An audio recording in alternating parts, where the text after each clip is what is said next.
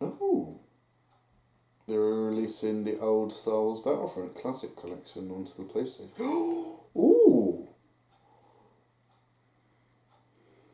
So if anyone doesn't know, or this makes any cutscenes, This will be its own short. Star Wheels Battlefront. Star Wars.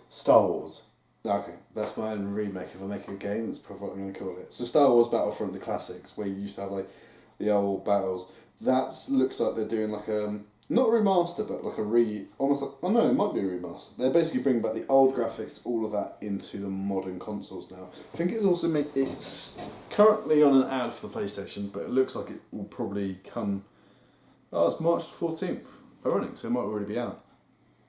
So that's quite a nice, going back to the old classics, we had like 64 players, that was revolutionary.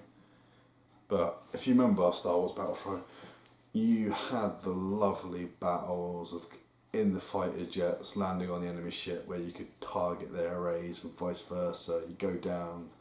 Ironically, the studio originally did have a Star Wars Battlefront 3, which was going to include space combat and ground in one map. A lot of the work I think was done, but I think they got asked to pull the plug because I think it was the developers that were working on it didn't have the rights anymore.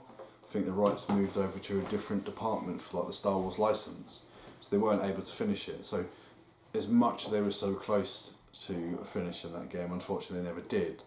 Now the Battlefront that we got, which released, never really grew on the hype. It wasn't as fun. Galactic Conquest was legendary.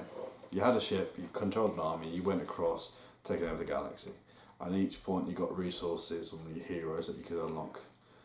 But there's many good Star Wars games that were hit and miss. There was one that I was really excited for, which was about bounty hunting. You started in one of the Hive worlds, and you were like a young bounty hunter that was growing up, and you would capture people and bring them in, and I thought that was cool. It's a very cool idea. It was going to work so well. Unfortunately, yet again, developers didn't want it. This is an outtake, so I am looking at the camera sometimes, but then I am looking out somewhere at the same time. So there's a lot of projects that I think Star Wars should look back into, and I think obviously where Disney has got it, they maybe should look at the old projects, bring them back, go back to the roots. I mean, if this Battlefront classics work, maybe they will open up ones like Republic Commandos, where you had a special team of clones and you went through missions, was so good. But they had a ending that was like you were going to continue the game in like a sequel. Never happened. They made it, but it didn't get the funding, and I think it was just wrong time, wrong era. It was like people didn't want to experiment and go away from Jedis, because everyone wanted to be a Jedi or Sith at one point, which is bull. People like the clones, people like the souls, people like the underworlds, the gangs, all of that. And I think that is where they should go. Now, there is Star Wars Outlaws coming out, and there is a few others. Maybe we will start seeing more games in one regards. But that is my mini episode of the chats, where it's just me talking about gaming. If you like it, do comment, and maybe we'll do it again when it's just a one-on-one conversation. We'll see. But it's been a pleasure as always.